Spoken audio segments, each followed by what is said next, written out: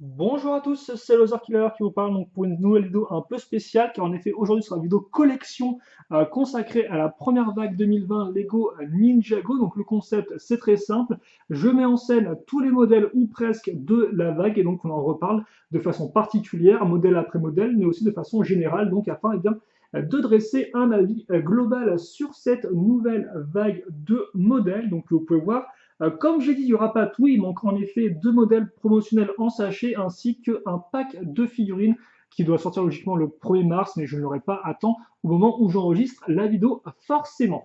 Donc, à noter que cette vague-là, déjà, eh bien, sera divisée en deux parties. D'un côté, on va retrouver eh bien, quatre modèles Legacy. Donc, Legacy, c'était introduit en 2019. C'est un sous-thème donc, qui a pour but eh bien, de réimaginer des vieux modèles Lego Ninjago, mais eh bien, remis justement un peu au goût du jour avec des nouvelles techniques de construction ou des nouvelles pièces. Et donc justement, eh bien, cette fois-ci, on aura 4 années mis en avant. On aura eu 2011, 2013, ainsi que pour la première fois 2014 et 2015. Et donc on aura aussi, eh bien, seconde partie de la vague, une nouvelle saison, ou un nouveau chapitre, si vous préférez. Ce sera la saison 12, donc Prime Empire, avec eh bien là par contre un tout nouveau design, une toute nouvelle direction artistique. Mais ça, on y reviendra par la suite. On va plutôt effectivement se concentrer déjà sur eh bien, notre vague Legacy et ses quatre modèles. Et donc, on va commencer avec justement une des nouvelles années mises en avant, c'est 2015 avec le petit buggy de Lloyd qui va coûter 9,99. Donc, un modèle, ma foi, plutôt sympathique, surtout abordable. En effet, Lloyd, c'est vrai que généralement, ces véhicules sont quand même assez chers ces derniers temps. Donc là, c'est enfin une façon d'en avoir un, eh bien, pas trop cher, avec une bonne petite construction.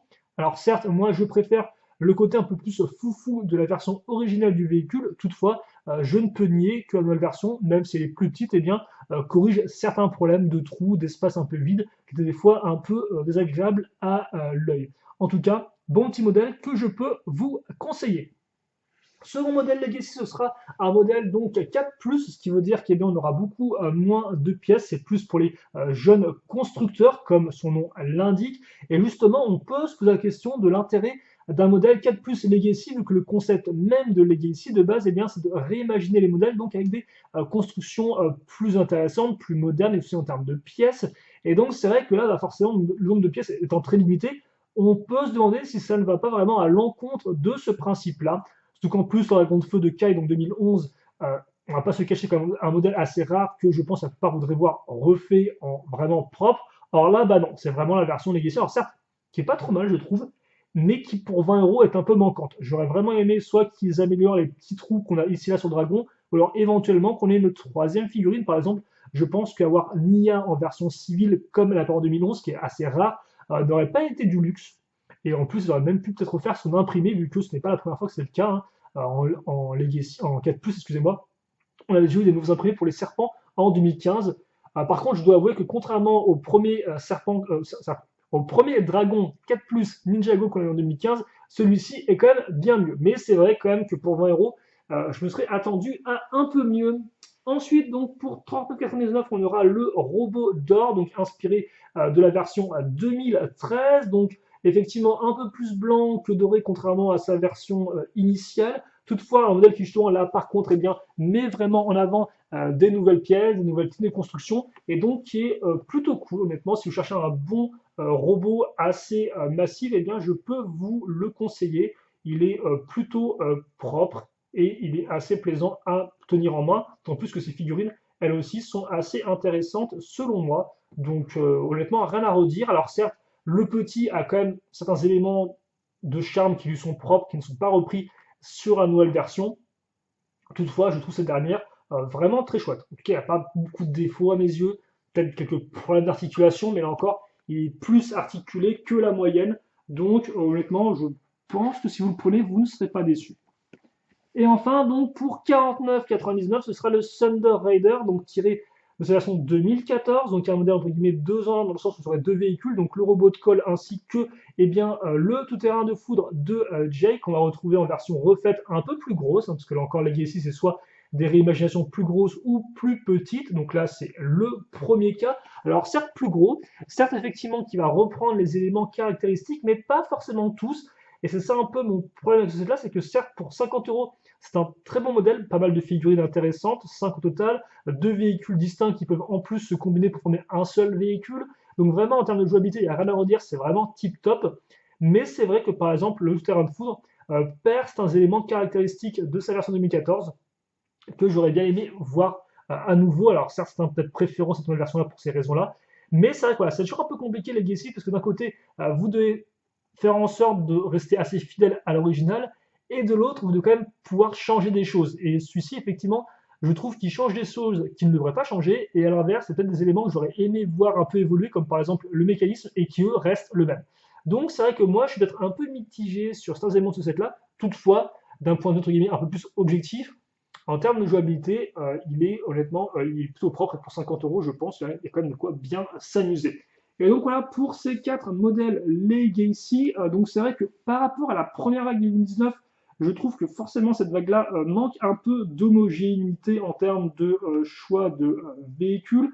C'est vrai aussi que la version de la vague 2019, excusez-moi, jouait beaucoup sur le fait que certains sets étaient rendus différemment, représentés différemment dans la série télé, et que les versions de base des modèles eh bien, ne représentaient pas trop ça. Et donc, par exemple, avec la Foreuse de Code ou avec le Massage Pijitsu, les réinventions étaient vraiment plus proches de la série télé et donc plus fidèles. Là, c'est pas vraiment le cas du tout, vu que les versions série télé étaient assez proches de leur version 2014, enfin de leur version de base, quoi, à l'époque. Donc, c'est vrai que c'est ça qui est un peu moins intéressant. En tout cas, ouais, c'est vrai que j'ai un peu plus de mal. Alors après, à noter que cette vague-là, Legacy ne se finit pas ici, vu qu'effectivement, on aura deux autres modèles avec la vague de 2020. Donc, on aura sans l'occasion d'en reparler à ce moment-là.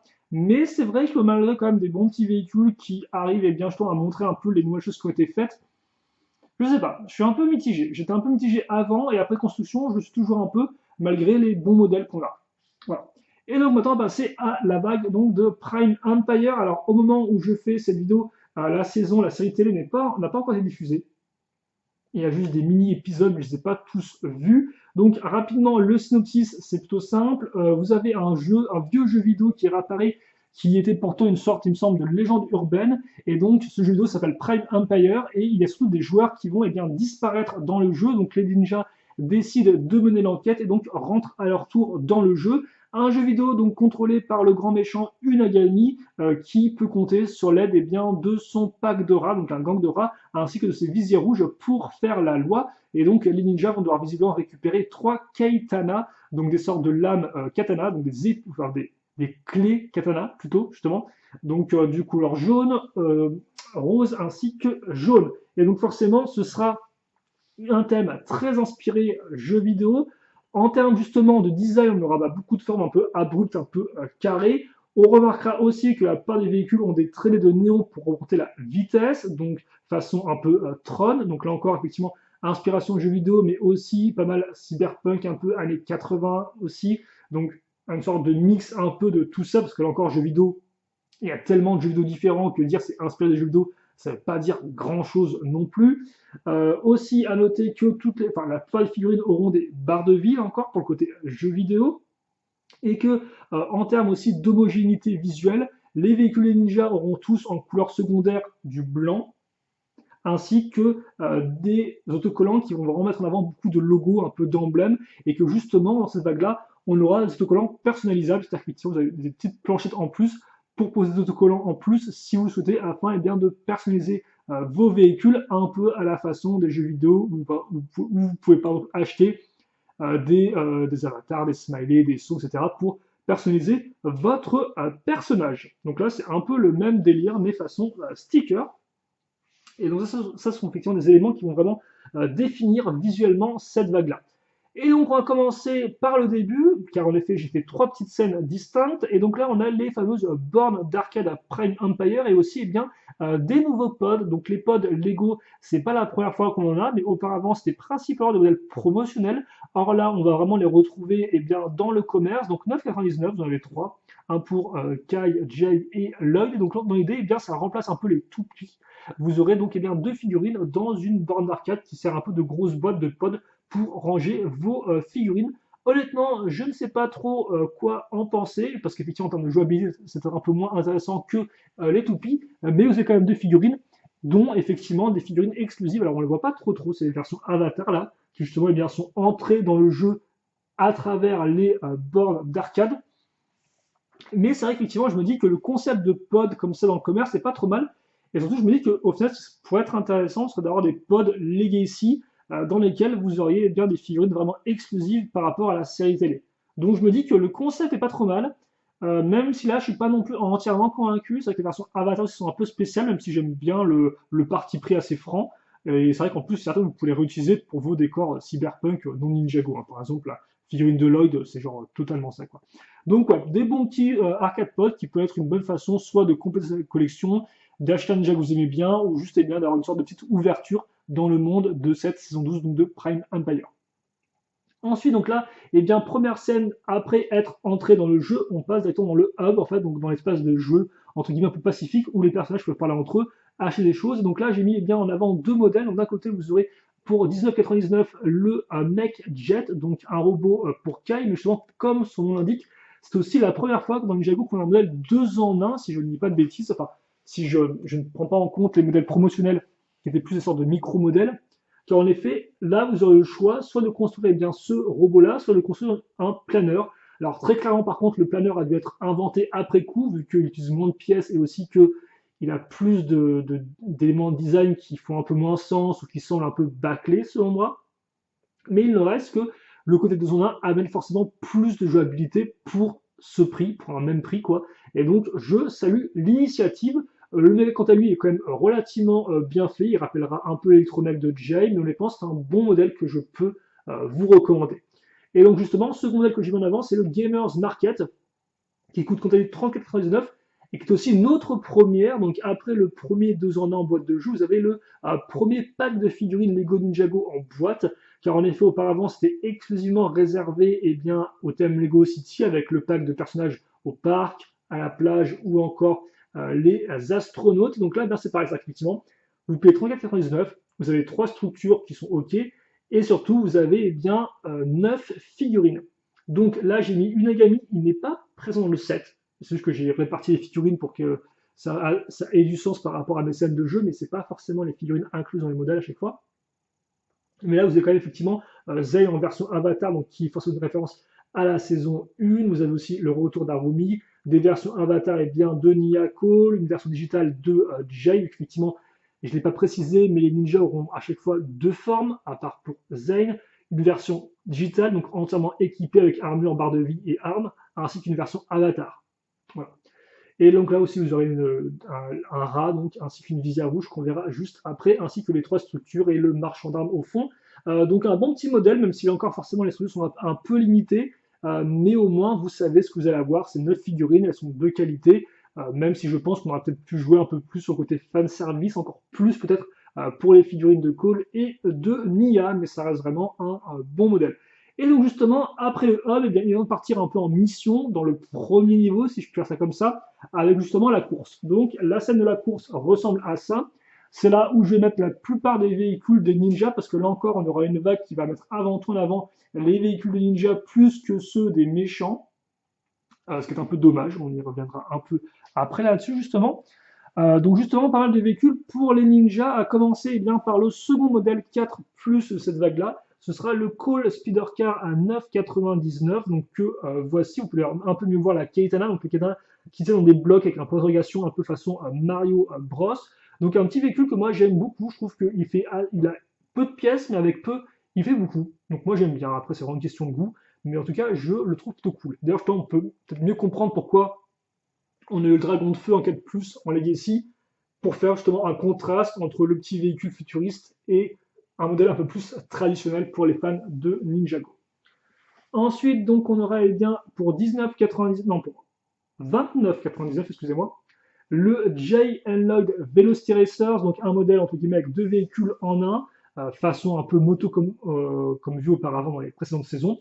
Sauf que là, on aura eh bien justement une moto pour Lloyd, qui reste plutôt cool, assez original par rapport aux autres, et un petit vaisseau planeur pour notre ami Jay, un peu plus classique quant à lui, mais qui a une bonne construction et un bon petit mécanisme.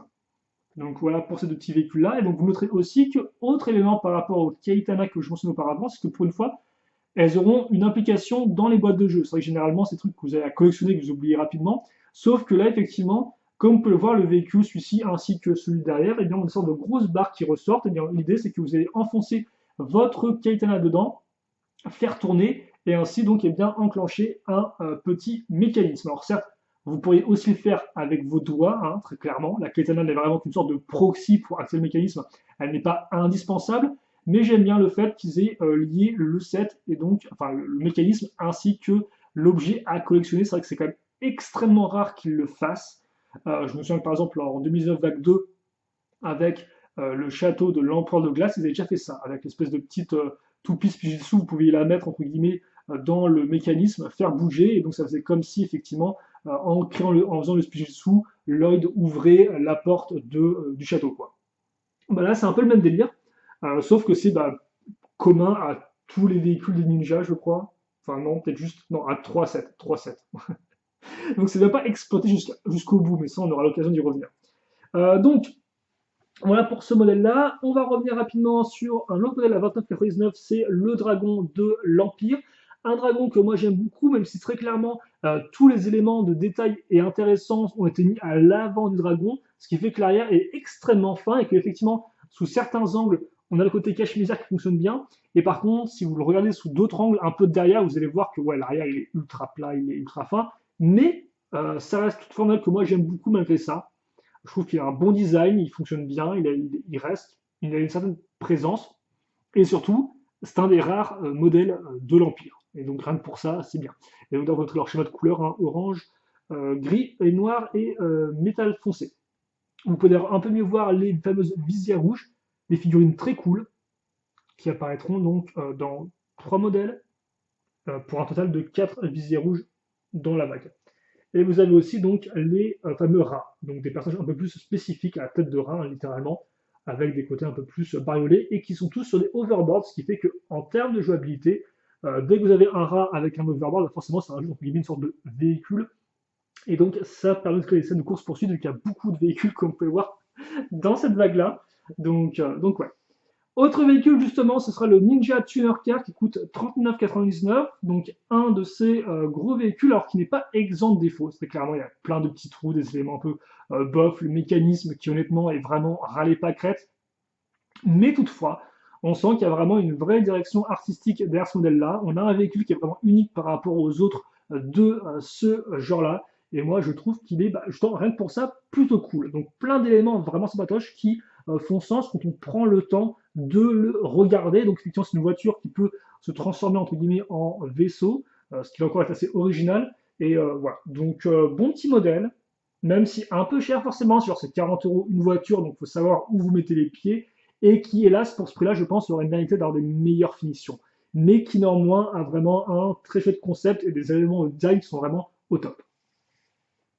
Et donc, justement, ça, c'était, entre guillemets, le niveau de la course. Et donc, où vont tous nos personnages? Eh bien, et après qu'ils aient récupéré nos 3 lames, ils pourront aller eh bien, au dernier niveau. Donc, oui, effectivement, c'était assez rapide, qui sera eh bien, la confrontation finale entre le dragon de Jay, donc c'est le Jay Cyber Dragon, il coûte 49,99, c'est un modèle que moi j'apprécie beaucoup, aussi bien en termes de design qu'en termes de construction, qu'en termes de mécanisme, avec son système de lance-missile intégré au ventre, et le ventre qui peut lui aussi même pivoter sans, euh, entre guillemets, sans entrer en collision avec le système de missile, font qu'on a vraiment un bon modèle. Il y a juste effectivement le cou qui a tendance à tomber beaucoup trop facilement quand on touche dessus.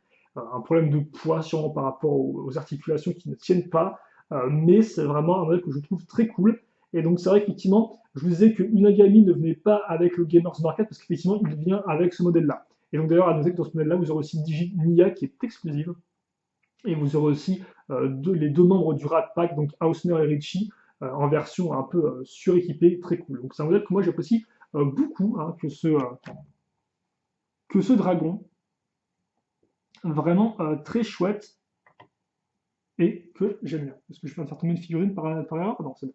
Et donc justement, face au Cyber Dragon, eh bien, on a le boss final un peu, Inagami, surtout donc dans son temple de la folie de l'Empire. Un modèle qui coûte 89,99 je crois, ou 79,99, je ne sais plus exactement. Donc c'est le plus gros modèle de cette vague-là. Et là encore, je vais pas vraiment revenir sur ce que j'ai dit dans la vidéo review, hein. Vous avez compris que moi j'aimais beaucoup ce modèle-là, et pourtant c'est vrai que de prime abord, un modèle, une structure un peu tour, c'est pas mon type de structure préférée, parce que je trouve ça un peu enfin, je préfère moi quand c'est plus, entre guillemets, bas, quand c'est un peu plus dense, etc. Mais au final, une bonne surprise, très bonne surprise, parce que vraiment le design, là encore, c'est un peu comme une gestion car. On sent qu'il y a une vraie direction artistique derrière et qu'elle est vraiment suivie jusqu'au bout, quoi. Il y a des répétitions de formes, il y a tout qui fait sens. C'est un un très très beau modèle, selon moi. Et c'est aussi, j'aime beaucoup le fait que justement, c'est pas vraiment un temple classique, parce que certes, on a une façade de temple, toutefois, tout l'arrière, c'est vraiment des échafaudages, une sorte de gros piliers, ce qui fait au final plus penser à une sorte de scène de théâtre, une scène de concert, justement, où l'avant de la scène, bah, vous avez les membres qui jouent du groupe, vous avez une décoration autour pour vous, entre guillemets, vous faire entrer dans un univers, vous immerser dans un univers, mais l'arrière, eh bien, c'est juste des sortes de gros piliers, trucs comme ça et tout, des barres en fer, des tiges métalliques, qui tiennent tout ça, qui tiennent, entre guillemets, cette illusion. Et donc, il y a vraiment ce côté-là, je trouve, qu'on a avec ce modèle-là. C'est effectivement, on a un temple à l'avant, mais en fait, c'est un peu qu'une illusion, parce que dès qu'on regarde l'arrière, c'est des gros échafaudages.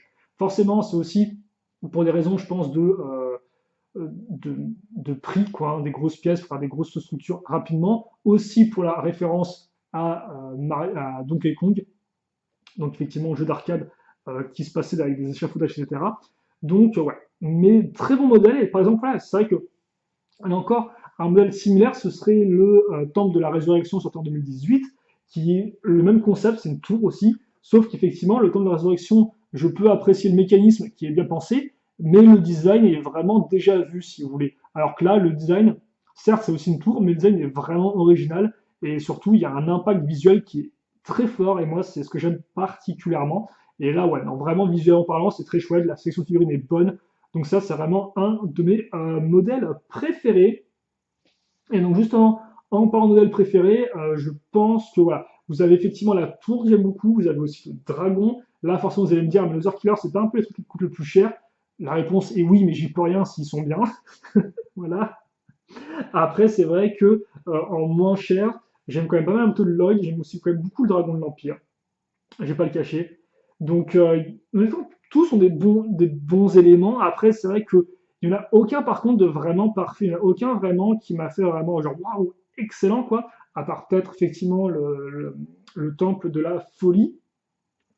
Parce que c'est vrai qu'honnêtement, cette vague-là, tout comme la vague Legacy d'ailleurs, c'est un peu, je trouve, excusez-moi, une sorte de potentiel un peu gâché. Parce qu'il y a plein d'idées, plein de concepts vraiment intéressants, mais comme on l'a appris déjà, la seconde vague 2020, ce sera à nouveau une autre saison, un autre chapitre. Donc on considère qu'on n'aura pas vraiment là, de suite à ça. Et donc c'est vrai qu'effectivement, quand on voit ça, ben, on se dit qu'il y a un bon point de départ, il y a des bons éléments de design, il y a des bonnes idées, mais qui ne sont pas exploités jusqu'au bout, selon moi.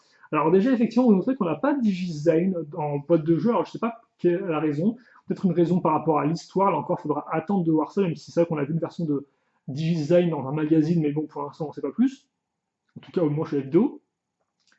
Mais voilà, donc déjà, par exemple, effectivement, quels sont les éléments qui auraient mérité d'être un peu mieux refaits? C'est-à-dire que, quel que soit le modèle que j'ai construit de la vague, je dois avouer qu'en termes de construction et en termes de mécanisme, je n'ai pas forcément été particulièrement impressionné. Je trouve qu'il n'y a rien vraiment de nouveau, de vraiment excitant dans les modèles que j'ai construits. Alors, il y a des fois, il y a des éléments qui sont. Enfin, le dragon fonctionne bien, le temple aussi. Mais il y a beaucoup de fois où j'ai fait le véhicule et je me suis dit, ouais, ok, d'accord, c'est pas trop mal, mais ça aurait mérité plus. En termes de mécanisme, par exemple, je trouve vraiment le concept de la Keitana intéressant, mais pas forcément super bien exploité, ou alors des mécanismes vraiment un peu trop simples à mon goût. Par exemple, le Ninja Tuner Car, voilà. Il y a aussi le côté 2 en 1, par exemple, le côté 2 en 1 du mecha de Jay, je pensais qu'on, de Kai, excuse-moi, je pensais qu'on le retrouverait, de Kai, pas de Kai, je pensais qu'on le retrouverait sur d'autres véhicules, au final, non, alors pourtant ça a du sens, quoi, si on est dans un univers digital, ils peuvent, entre guillemets, un peu recréer les véhicules comme ils le veulent, je sais pas, mais non, juste sur le mecha, quoi, par exemple. C'est un peu dommage. Les versions Avatar auraient peut-être mérité d'être un peu mieux, par exemple pour Nia, je ne sais pas. Vous avez aussi le côté Empire. Je trouve qu'on a vraiment un bon schéma de couleurs, les visières rouges sont tip top et tout, mais on a que eh bien, un dragon et un temple, quoi. Or, auparavant, c'est vrai qu'on avait pas mal de méchants qui étaient un peu plus traditionnels, donc il y avait vraiment des véhicules, ça faisait du sens qu'il n'ait pas de véhicules, mais là, honnêtement, c'est un univers digital, virtuel, ils peuvent avoir tous les véhicules qu'ils veulent, et il se trouve qu'avec le schéma de couleurs qu'ils avaient, on aurait vraiment peur des choses ultra chouettes, quoi. Et au final, non, on a juste le dragon, la tour, et puis c'est tout, quoi. Et donc c'est pour ça qu'effectivement, il y a vraiment un peu ce côté un peu potentiel gâché, dans le sens où la vague est propre, elle est cohérente, elle est très homogène, les designs restent uniques, entre guillemets, par rapport à d'autres vagues précédentes. On sent clairement que là, voilà, il y a l'aspect un peu futuriste qui met en avant, et on le ressent bien dans les modèles, il n'y a rien à dire à ce niveau-là. Mais d'un autre côté, on est un peu en mode, bah ouais, bah, j'aurais voulu en voir plus, moi, de cet univers-là. J'aurais voulu avoir plus de modèles, de l'Empire, j'aurais effectivement voulu avoir des mécanismes un peu plus poussés, etc., etc., quoi. Et donc c'est vrai que je trouve que la vague a vraiment des bons éléments, mais elle fait aussi beaucoup de choses pour la première fois, comme on l'a vu avec le pack des figurines, encore avec le modèle 2 en 1. Mais ça me manque en fait. Je trouve que c'est genre en fait c'est presque comme monter un escalier qui a genre 100 marches et s'arrêter à la marche à la 90e ou à la 98e quoi. Genre on est à ça d'arriver à un truc qui soit vraiment excellent et au final non ça manque quoi. On sent que c'est pas complet, c'est pas aussi poussé que ça aurait pu l'être en fait si vous voulez, malgré des très bons éléments. Et c'est un peu ça qui me dérange avec cette vague-là, c'est que bah certes je peux comprendre que ça n'aime pas un côté futuriste ou autre, ou un peu bizarroïde. Mais moi, j'ai pas grand problème avec ça, et je trouve que même c'est des éléments qui sont bien amenés, mais c'est des concepts juste qui auraient pu être plus exploités, quoi. Et quant à Legacy, bah, comme j'ai dit, c'est un peu à part, ça, effectivement, c'est un peu, on peut pas vraiment, entre guillemets, bah, c'est un peu, oui, c'est un peu distinct de la saison 12, quoi. Et même Legacy, je pense que là encore, il y a eu des idées, mais ils sont peut-être pas allés au bout du bout, quoi. Donc c'est vrai que d'un point de vue général, cette première vague, je trouve qu'il y a pas mal de bons éléments. Il n'y a pas non plus de trucs fou fou fou. C'est vrai que peut-être un peu plus de surprise en termes de construction, en termes de mécanisme. Au final, à ce niveau-là, j'ai quand même pas mal cherché, j'ai pas trop trouvé. J'ai quand même eu des bonnes expériences, des bons modèles que j'ai appréciés. Mais je sais pas, je trouve il manque des trucs en fait, il manque d'autres petites pointes de génie, d'autres petits trucs comme ça qui font dire ah ouais vraiment c'est une très bonne vague quoi. En l'état, c'est une bonne vague qui est assez diversifiée, même s'il est encore assez diversifié, c'est vite dit, puisque c'est encore les ninjas qui ont l'avantage. Alors je suppose que Lego, forcément, ils ont les chiffres de leur vente. Ça se trouve, ils ont dû se rendre compte que ce qu'ils vendaient le mieux, c'était les modèles des ninjas et pas ceux des méchants. Donc forcément, c'est là où ils mettent l'accent, quoi. Mais c'est vrai que c'est un peu dommage, je trouve. Parce que là, justement, pour prendre un il y avait vraiment moyen d'avoir des véhicules de méchants et tout cool. Et non. Juste un dragon qui est super sympathique, mais c'est tout, quoi. Donc ouais, comme vous pouvez le voir, une bonne vague qui n'est pas sans problème et qui me laisse un peu sur ma faim. Et c'est dommage parce qu'honnêtement, j'aurais pas été contre avoir quelques autres modèles de Prime Empire en vague 2 2020, mais évidemment, ce n'est pas le cas. Alors après, forcément, bah, ce qu'on peut se dire, c'est que c'est un peu comme 2019 vague 2 au final. On avait deux chapitres, et quand on regardait la série télé, on se rendait compte qu'ils ont introduit beaucoup de choses dans la série télé pour justement, entre guillemets, rendre l'univers plus complet, plus travaillé. Par exemple, je pense à tout le village des Formlings, le village de Sorla, plein de personnages exclusifs série télé, au final qu'on n'a pas eu en 7, mais qui ont permis de rendre l'histoire peut-être un peu plus complexe. Et donc je me dis bah, peut-être que ce sera pareil avec cette saison 12, avec Prime Empire. La série télé, entre guillemets, va compléter les 7 qui, eux, justement, eh bien, auraient mérité à être un peu plus, à ce qui est juste plus de choses, en fait. Donc là encore, j'attends beaucoup la série télé, voir un peu ce qu'elle va nous proposer. Et donc, en tout cas, pour les boîtes de jeux, eh bien, voilà ce que j'avais à dire. Donc, bonne saison, pas sans défaut, du potentiel, mais qui s'arrête juste à ça de la ligne d'arrivée pour être une réussite totale à mes yeux, ce qui est vraiment dommage parce que moi, c'est une vague que j'aime bien et j'aime beaucoup ce qu'elle a introduit. Comme vous avez pu le voir, elle fait beaucoup de choses pour la première fois et généralement, elle les fait plutôt bien. Donc, bah, écoutez, j'espère au moins que justement, certains de ces éléments qui ont été introduits dans cette vague-là seront repris par la suite. En tout cas, je ne peux nier que Lego continue à essayer de faire des choses différentes avec Ninjago à chaque fois, et que là encore, eh bien, ils ont plus ou moins réussi, malgré des fois quelques éléments un peu qui manquent d'innovation. Donc, on va se quitter là-dessus pour cette vidéo. J'espère que vous l'avez apprécié. Et donc, bah, écoutez, nous, on va se quitter là-dessus pour ça. Questions, commentaires, n'hésitez pas. Là encore, je vous remercie bien chaleureusement d'avoir regardé la vidéo en entier si vous l'avez fait. C'est très cool d'autre part. J'espère que c'était assez intéressant, qu'il n'y ait pas trop de redites, même si ça dure très longtemps. Et donc, bah, écoutez, on se quitte là-dessus. Donc, j'espère que bah, vous, n'hésitez pas à me donner votre avis sur cette vague-là de modèles. Quel vous avez préféré, si vous avez le moins aimé, pourquoi, etc. Bref, qu'on puisse en discuter dans la joie et la bonne humeur dans les commentaires. En tout cas, nous, on se quitte là-dessus et on se donne rendez-vous eh bien, très prochainement pour de nouvelles vidéos. Allez, salut à tous et à toutes!